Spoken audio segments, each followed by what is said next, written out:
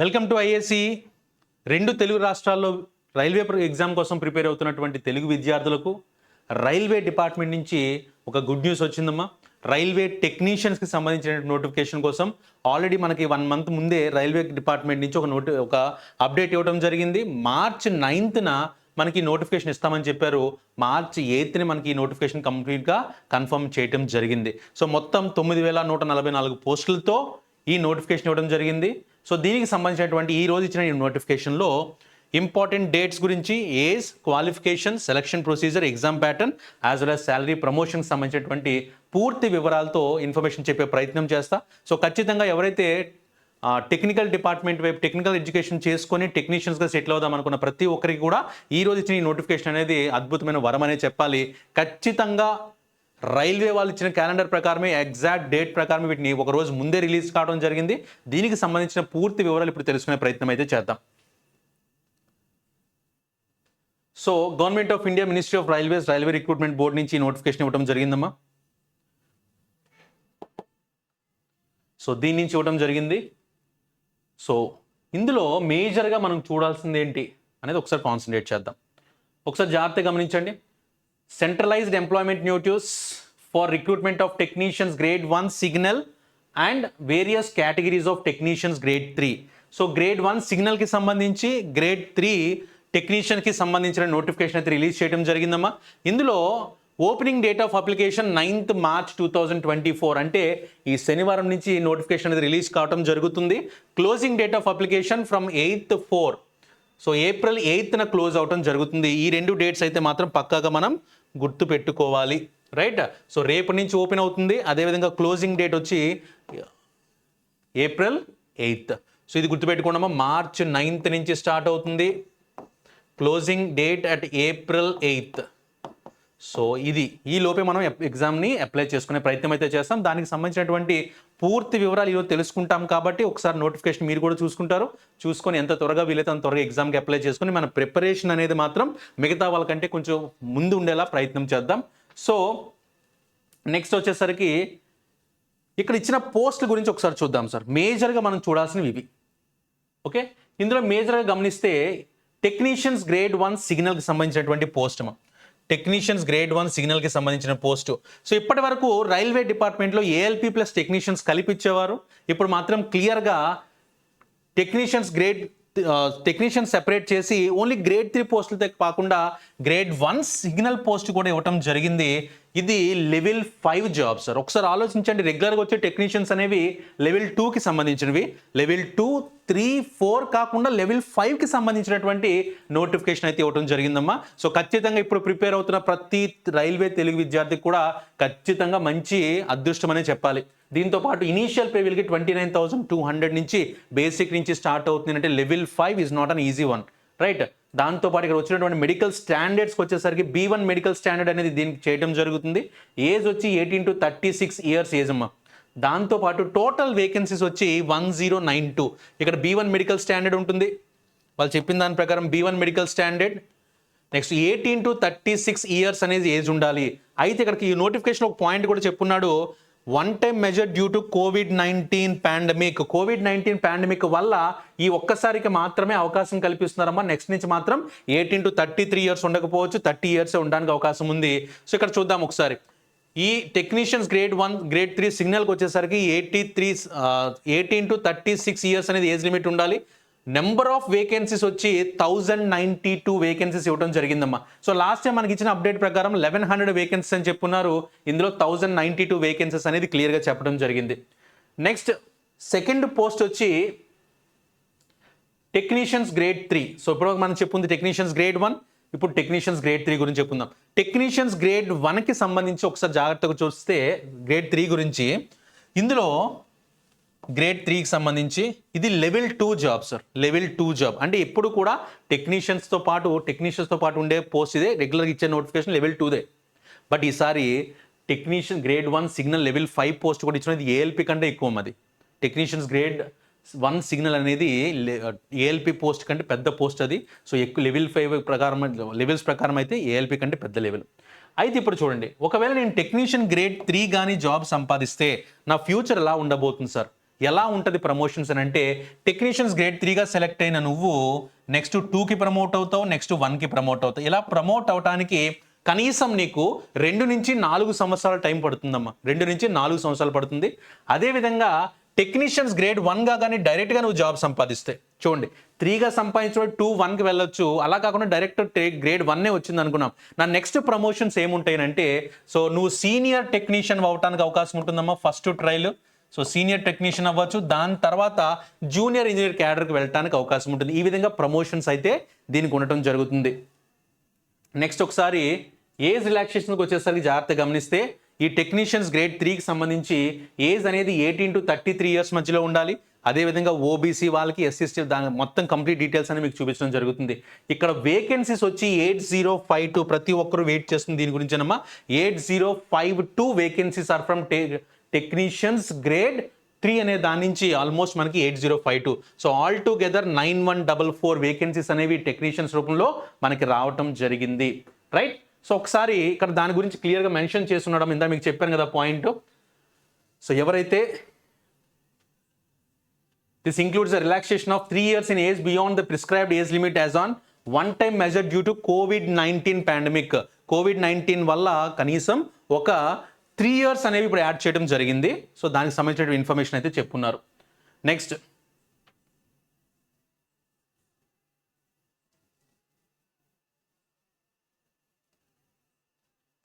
Medical ఫిట్నెస్కి వచ్చేసరికి ఇందులో ఇచ్చిన మేజర్ పాయింట్స్ గమనించండి. Medical candidates must ensure that they fulfil the prescribed medical standards for the post they are opting for. ఖచ్చితంగా ఆ medical ఏవైతే ఉన్నాయో మెడికల్ స్టాండర్డ్స్ ఏవైతే ఉన్నాయో దాన్ని ఖచ్చితంగా మీరైతే మాత్రం సాటిస్ఫై చేస్తేనే అప్లై చేయండి అన్నట్టుగా క్లియర్ మెన్షన్ చేయడం జరిగింది సార్. అండ్ 6th పాయింట్ ఒకసారి చూద్దాం. ఏజ్ వచ్చేసరికి చూడండి ఏజ్ ఈజ్ ఆన్ 1/7/2024కి క్యాలిక్యులేట్ చేసుకోమని చెప్తున్నారు. అంటే జూలై 1వ తారీఖు కల్లా మీ ఏజ్ అనేది ఈ ఇక్కడ ఇచ్చినటువంటి లిమిట్లో ఉండాలి. 18 to 36 years for technicians grade 1 signal. అదేవిధంగా 18 to 33 years for technicians grade 3. దానికి సంబంధించి ఆ ఏజ్ అనేది మనకి ఎప్పుడు క్యాలిక్యులేట్ చేస్తారని చెప్పారంటే 1/7/2024 కల్లా మీ ఆ ఏజ్ అనేది ఉండాలి. రెండో విషయం చాలా క్లియర్గా ఏం చెప్పారు అంటే ఖచ్చితంగా ఎవరైతే ఎగ్జామ్ని ఇంకా ప్రిపేర్ అవుతూ ఉన్నారో they should not apply. Right. ఎవరైతే ఎగ్జామ్ ఇంకా రిజల్ట్ కోసం వెయిట్ చేస్తున్నారో వాళ్ళైతే మాత్రం ఖచ్చితంగా అప్లై చేయడానికి అవకాశం లేదు అని చాలా క్లియర్గా మెన్షన్ చేస్తున్నారు. ఆ పాయింట్ అయితే గుర్తుపెట్టుకోండి. నెక్స్ట్ వచ్చేసరికి ఇందులో during online application candidates will be asked to create an account. So దీనికి తగ్గట్టు ఎగ్జామ్ అప్లై చేసేటప్పుడు మనం అకౌంట్ క్రియేట్ చేసుకోమని అడుగుతుంది. సో మన డీటెయిల్స్తో కంప్లీట్గా అకౌంట్ అనేది చేసుకుంటూ ఉంటాం. Details filled in the create account form including mobile number can not be modified at any stage once the account is created. ఈ ఎగ్జామ్కి అప్లై చేస్తున్నాం మీరు ఆల్రెడీ అకౌంట్ క్రియేట్ చేసుకున్న వాళ్ళైతే లాగిన్ చేసి డైరెక్ట్గా ఎగ్జామ్ అప్లై చేసుకుంటారు. లేదా ఫస్ట్ టైం అకౌంట్ క్రియేట్ చేసుకున్న వాళ్ళైతే మీరు ఏ మొబైల్ నెంబర్తో అయితే మీరు లాగిన్ అవుతున్నారు ఈ అకౌంట్ క్రియేట్ చేసుకున్నారో ఆ ప్రాసెస్ని ఎగ్జామ్ క్లియర్ చేసి మీరు జాబ్ కొట్టేంత వరకు ఆ అకౌంట్ని మార్చలేరు, ఆ డీటెయిల్స్ని మార్చలేరు అన్న విషయాన్ని క్లియర్గా ఇక్కడ ఉన్నటువంటి 9th పాయింట్లో మెన్షన్ చేస్తున్నారమ్మా. రైట్. నెక్స్ట్ వన్ చూద్దాం. నెక్స్ట్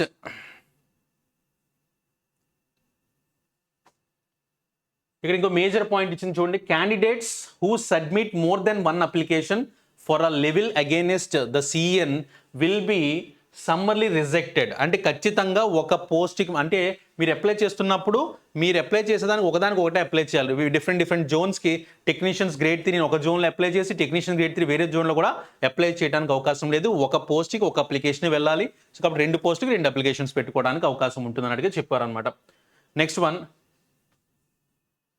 ఇక్కడ క్లియర్గా candidates who have been dismissed from service by the government of India, state government, PSUs, any other government organizations are not eligible and should not apply. Already మీరు government ఎంప్లాయీగా పని చేస్తూ government మిమ్మల్ని debar చేసినా suspend చేసినా మీరు ఎవరు కూడా apply చేయకూడదని చెప్పి ఒక కండిషన్ని బోల్డ్ లెటర్స్లో పెట్టడం జరిగింది. సో దానికి సంబంధించిన వివరాలు ఇవి.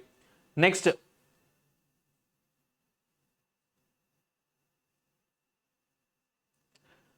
దాంతోపాటు ఎగ్జామ్లో ఎవరైతే అప్లై చేస్తున్నారో వాళ్ళకి free train travel facility, free sleeper class railway pass admissible for SC/ST candidates on request will be provided with the e call letter for various stages of selection.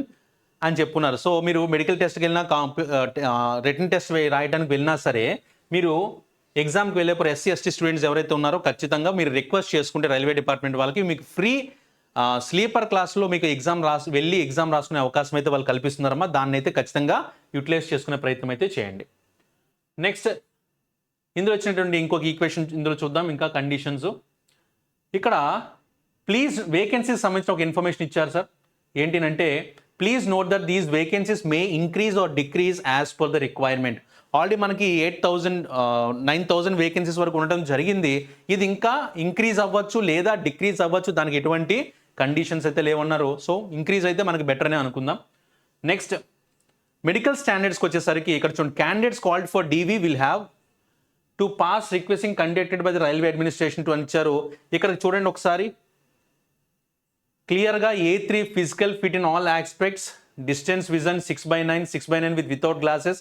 So ఇక్కడ టెక్నీషియన్స్ గ్రేడ్ 1కి ఒకలా medical setup ఉంది, అదేవిధంగా technician grade 3కి ఒకలా ఉంది. కాబట్టి దాని ప్రకారము ఇక్కడ క్లియర్గా మనకి పేజ్ నెంబర్ 4లో మనకి క్లియర్గా మెన్షన్ చేస్తున్నారమ్మా. దాన్ని ఒకసారి మీరు చెక్ చేసుకుంటే మనం దేనికి సెట్ అవుతున్నాం అనేది తెలుస్తుంది. నెక్స్ట్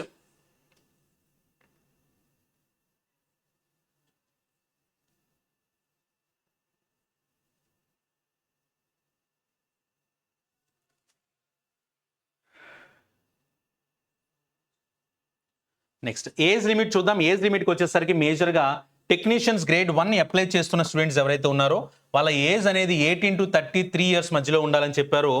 అయితే ఆ 18 to 33 ఇయర్స్ మధ్యలో ఉండడంతో పాటు చాలా మందికి డౌట్ ఏంటంటే చూడండి, ప్రిస్క్రైబ్డ్ ఏజ్ నార్మల్ కోర్స్ అయితే 18 to 33 ఇయర్స్, ఇక్కడికి వచ్చేసరికి 18 to 36 ఇయర్స్ ఇచ్చున్నారమ్మా. ఎందుకనంటే మనకి కోవిడ్ దీనివల్ల అప్లై చేస్తున్నారు. అదేవిధంగా టెక్నీషియన్స్ గ్రేడ్ 3కి వచ్చేసరికి యాక్చువల్గా ఇది 18 to 30 ఇయర్స్, ఇప్పుడు మాత్రం మనకి 18 to 33 ఇయర్స్ అనేది ఇవ్వడం జరిగింది. నెక్స్ట్ ఇక్కడ రిలాక్సేషన్స్ చూద్దాం ఒకసారి. ఇచ్చిన రిలాక్సేషన్స్ ఎస్సీ ఎస్టీ వాళ్ళకైతే యాజ్ యూజువల్ ఇందులో ఎటువంటి మార్పు లేదమ్మా. ఎస్సీ ఎస్టీ వాళ్ళకి 5 ఇయర్స్ రిలాక్సేషన్ ఇవ్వడం జరిగింది. ఓబీసీ వాళ్ళకైతే 3 ఇయర్స్ రిలాక్సేషన్ ఇవ్వడం జరిగింది. నెక్స్ట్ ఎక్స్ సర్వీస్మెన్ అన్రిజర్వ్డ్ అయ్యి ఉండి ఈడబ్ల్యూఎస్ కూడా ఉంటే 3 years after deduction of length of service from age. అదేవిధంగా ఎక్స్ సర్వీస్మెన్ ఓబీసీ వాళ్ళైతే 6 ఇయర్స్ ఏజ్ రిలాక్సేషన్ ఉంది. ఎక్స్ సర్వీస్మెన్ ఎస్సీ ఎస్టీ అయితే 8 ఇయర్స్ రిలాక్సేషన్ ఉంది. Persons with bench mark disability unreserved EWS 10 years. Persons with bench mark disability OBC అయితే 13 years. Persons with bench mark disability SC and ST వాళ్ళైతే 15 years వరకు age ఉందమ్మా. Next candidates who are serving in group C and S12 group D railway staff with minimum 3 years service. So వాళ్ళకు కూడా already ఎంప్లాయీస్గా ఉన్న వాళ్ళకు కూడా ఇందులో exam రాసుకోవడానికి అవకాశం ఇచ్చినారమ్మా. దానికి తగ్గట్టుగా వాళ్ళు అప్లై చేసుకోవడానికి అవకాశం ఉంటుంది. సో ఇక్కడ మనం మేజర్గా ఇంకో పాయింట్ చూసుకోవాల్సింది ఏంటంటే చాలా మందికి డౌట్ ఏంటంటే సార్ నేను ఏజ్ సరిపోతుంది కానీ దగ్గరికి వచ్చింది, ఎగ్జాక్ట్గా డేట్స్ ఏంటి అని అన్నప్పుడు ఇక్కడ దానికి సంబంధించిన ఇన్ఫర్మేషన్ ఇచ్చారమ్మా. 5.2లో జాగ్రత్తగా చెక్ చేసుకోండి. ఏమని ఇచ్చున్నారు అంటే సో 18 to 36 ఇయర్స్ దేనికైతే మనకి పోస్ట్ ఇచ్చినట్టు 18 to 36 ఇయర్స్ అనేది మనం ఖచ్చితంగా అన్రిజర్వ్డ్ అయితే July 2, 1988 July upper limit of date of birth, upper limit అదేనమ్మా, అంతకంటే ముందు పుట్టి ఉండకూడదు. జూలై 2, 1988లో ఉండాలి. అదేవిధంగా ఓబీసీ వాళ్ళైతే 1985 వరకు అవకాశం ఇచ్చున్నారు. ఎస్సీ ఎస్టీ వాళ్ళకైతే 1983 వరకు అవకాశం ఇచ్చున్నారు. Next so lower limit of date of birth 1/7/2006 అందరికీ లోవర్ లిమిట్ 2006 జూలై 1 కంటే ముందు అయితే ఉండకూడదు, తర్వాత అయితే పుట్టి ఉండకూడదు, ఆ మధ్యలో ఏజ్ అయితే ఉండాలని చెప్తున్నారు. ఎందుకంటే 18 సంవత్సరాల వయసు వస్తుంది కాబట్టి. తర్వాత ఇక్కడికి వచ్చేసరికి 18 to 33 ఇయర్స్ మధ్యలో ఉండే వాళ్ళకి అంటే టెక్నీషియన్స్ గ్రేడ్ 3 పోస్ట్కి అప్లై చేద్దాం అనుకునే వాళ్ళ ఏజ్ అనేది జూలై 2, 1991 కంటే ముందు పుట్టి ఉండకూడదు. అదేవిధంగా ఓబీసీ వాళ్ళైతే జూలై 2, 1998 కంటే ముందు పుట్టి ఉండకూడదు. అదేవిధంగా ఎస్సీ ఎస్టీ వాళ్ళైతే 2 జూలై 1986 కంటే ముందు పుట్టి ఉండకూడదు. సో కాబట్టి ఈ డేట్స్ కూడా క్లియర్గా మెన్షన్ చేస్తున్నారు కాబట్టి ఇంకా దీని మీద కూడా డౌట్ అవసరం లేదమ్మా మనకి. నెక్స్ట్ వన్ చూద్దాం.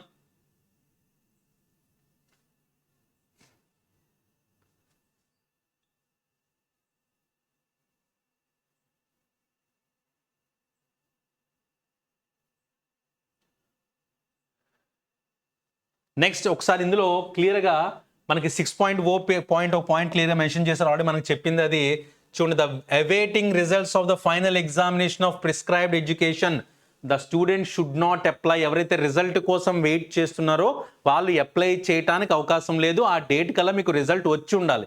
ఇంకా రిజల్ట్ కోసం వెయిట్ చేసిన వాళ్ళు ఎవరు అప్లై చేయడానికి అయితే అవకాశం లేదు అని చాలా క్లియర్గా మెన్షన్ చేయడం జరిగిందమ్మా.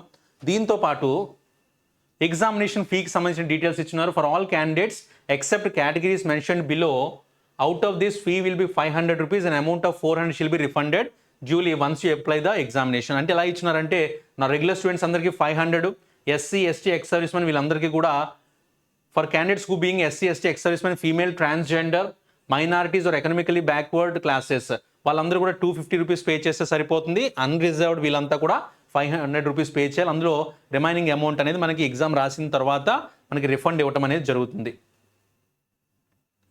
నెక్స్ట్ మోడ్స్ ఆఫ్ పేమెంట్ గురించి చెప్పున్నారు ఇందులో.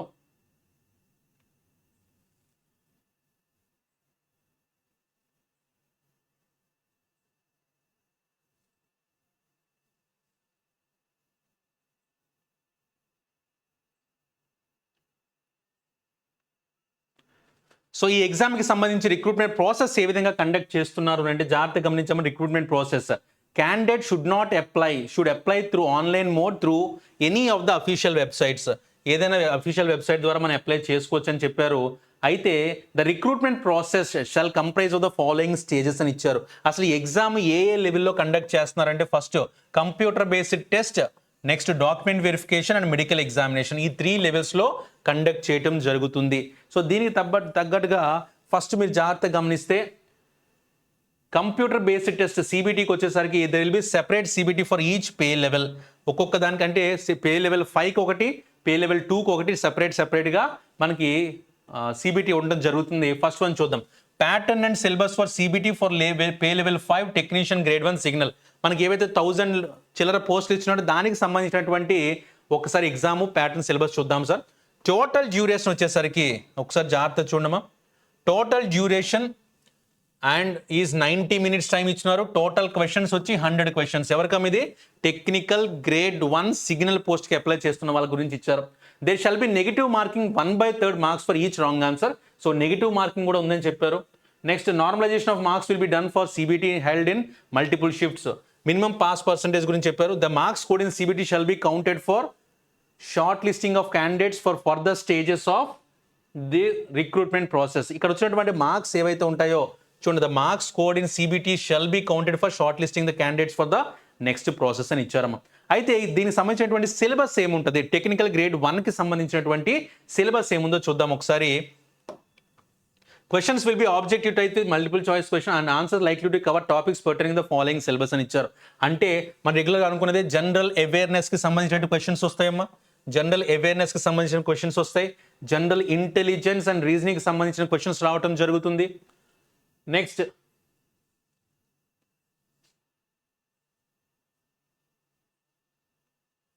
సో ఇవే కాకుండా basics of computers and applications మీద క్వశ్చన్స్ రావడం జరుగుతుంది.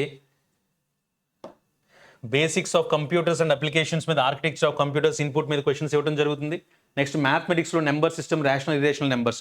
అంటే ఇందులో లాస్ట్ దాంతో కంపేర్ చేస్తే basics of computers and applications మీద ఒక సబ్జెక్ట్ యాడ్ చేయడం జరిగింది. సో అది కూడా క్లియర్ చేయాల్సి వస్తుంది. దీని తర్వాత basic science and engineering. Okay, basic science and engineering మీద కూడా మనకి సబ్జెక్ట్ రావడానికి అవకాశం ఉంది, చూసుకోండి. సో వీటిని మార్క్స్ ఏ విధంగా ఇచ్చినారో చూద్దాం. చూడండి మార్క్స్ క్రైటీరియా ఎలా చేస్తున్నారు అంటే, first of all general awareness number of questions 10 ఉంటాయి. Marks for each section will be 10 marks, right. అదేవిధంగా జనరల్ ఇంటెలిజెన్స్ అండ్ రీజనింగ్ జాగ్రత్తగా చూసుకున్నామా. జనరల్ అవేర్నెస్ నుంచి will getting 10 questions, will be having 10 marks. General awareness నుంచి అమ్మా. General reasoning నుంచి వచ్చేసరికి 15 questions ఉంటాయి, 15 marks. Computer and అప్లికేషన్కి సంబంధించి 20 క్వశ్చన్స్ ఉంటాయి, 20 మార్కులు అడుగుతారు. అదేవిధంగా మ్యాథమెటిక్స్కి సంబంధించి 20 questions, 20 marks. Basic science and engineering మనకు లాస్ట్ టైం ఆల్రెడీ సిబిటీ 2లో పార్ట్ ఏలో ఉంటుంది అనుకున్న బేసిక్ సైన్స్ అండ్ ఇంజనీరింగ్ అనే దాన్ని 35 క్వశ్చన్స్ ఉంటాయి, 35 మార్క్స్. ఆల్ టుగెదర్ 100 క్వశ్చన్స్, 100 మార్క్స్కి ఇవ్వడం జరుగుతుంది. డ్యూరేషన్ వచ్చి 90 minutes with 30 minutes extra time for PWD candidates అని ఇచ్చున్నారు. ఇది సి ఎవరికైతే గ్రేడ్ 1 సిగ్నల్ ఉందో వాళ్ళకి సంబంధించినటువంటి సిలబస్ అమ్మ. నెక్స్ట్ చూద్దాం pattern syllabus for CBT for pay level 2 technicians grade 3కి సంబంధించినటువంటి సిలబస్ మీద ఫోకస్ చేస్తే టోటల్ డ్యూరేషన్ వచ్చి మనకి 90 మినిట్స్ టైం ఇచ్చినారు. 100 క్వశ్చన్స్ ఉంటాయని చెప్పారు. సేమ్ 1/3 నెగిటివ్ మార్కింగ్ ఉంటుందని చెప్పారు. రైట్, నార్మలైజేషన్ జరుగుతుంది. Next the marks code in CBT shall be counted for short listing. అంటే ఈ ఒక్క లెవెల్లోనే మనకు వచ్చిన మార్క్స్ ఆధారంగా మనం షార్ట్ లిస్ట్ చేయడం జరుగుతుంది. నెక్స్ట్ ఇందులో సిలబస్కి వచ్చేసరికి జాగ్రత్త చూడమ్మా, syllabus for CBT for pay level 2 post. ఇందులో మనకి సిలబస్ ఏమి ఇచ్చినారు చూడండి. ఫస్ట్ మ్యాథమెటిక్స్ ఉందని చెప్పారు, followed by general intelligence and reasoning, general science ఉంది, అదేవిధంగా జనరల్ అవేర్నెస్ ఉంది. 4 subjects, mathematics, general intelligence and reasoning, general science and general awareness. దీంతో పాటు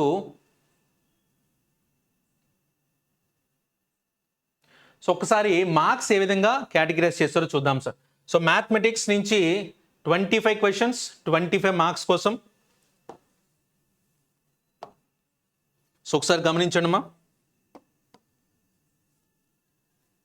పిలిచిన దాంట్లో మ్యాథమెటిక్స్ నుంచి 25 క్వశ్చన్స్ వస్తాయి, 25 marks.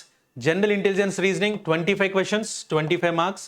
General science 40 questions, 40 marks. General awareness 10 questions, 10 marks. So total వచ్చి 100 క్వశ్చన్స్, 100 మార్క్స్కి పేపర్ ఇవ్వటం జరుగుతుంది. డ్యూరేషన్ వచ్చి 90 minutes with 30 minutes extra time అని ఇచ్చినారు. The subject wide distribution given above it is merely indicative, the question paper May changes అన్నట్టుగా చెప్పున్నారు sir. దీని తర్వాత సిబిటి 1 సిబిటి వీళ్ళు రాసిన తర్వాత డాక్యుమెంట్ వెరిఫికేషన్ ఉంటుంది అంటారు. Candidates will be short listed for document verification based on their marks merit for the CBT for the respective pay levels. So the number of shortlisted candidates will be equal to the number of vacancies. So exact గా ఎన్ని vacancies ఉన్నాయి దానికి తగ్గట్టుగా short list చేస్తామని చెప్పారు. Ratio గురించి అయితే mention చేయడం చేయలేదు. నెక్స్ట్ ఎలా అప్లై చేసుకోవచ్చు అనేది కండిషన్ ఇచ్చినారు.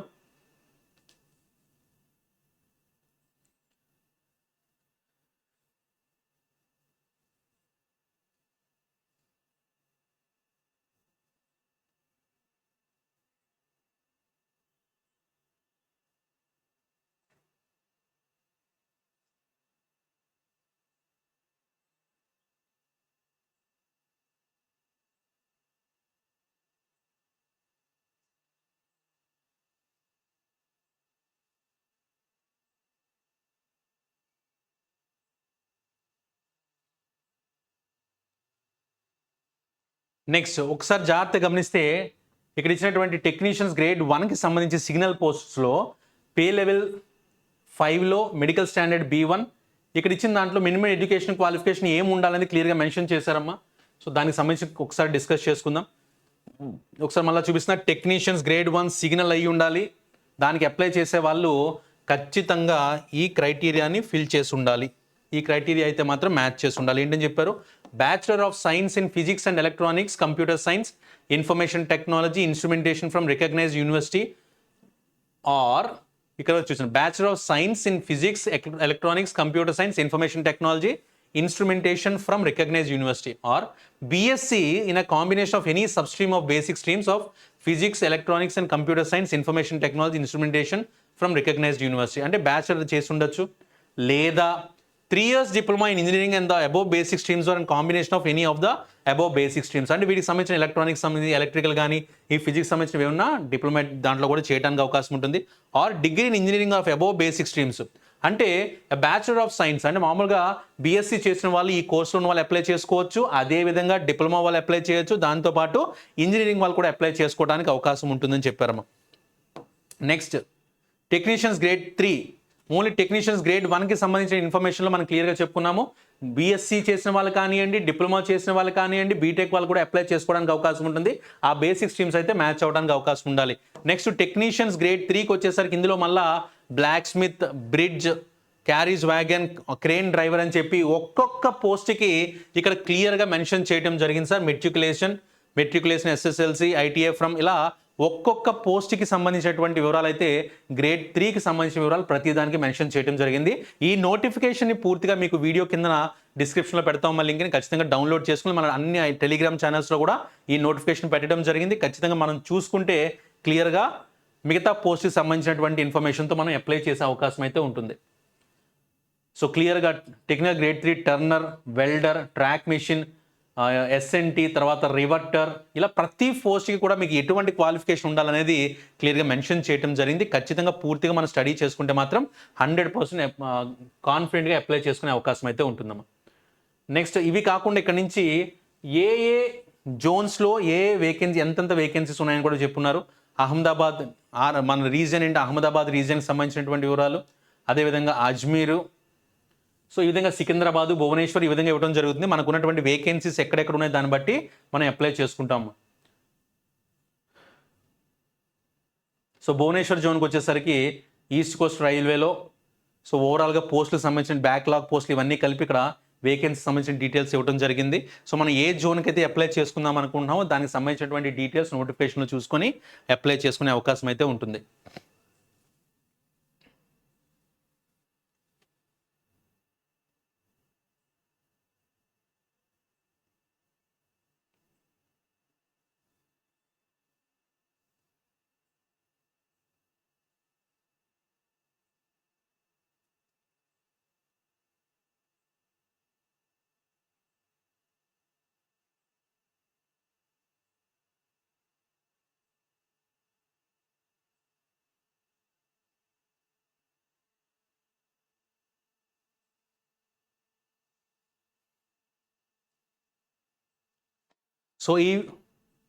So this is the complete information regarding technicians as well as technicians grade 3, technicians grade 1 అనేది.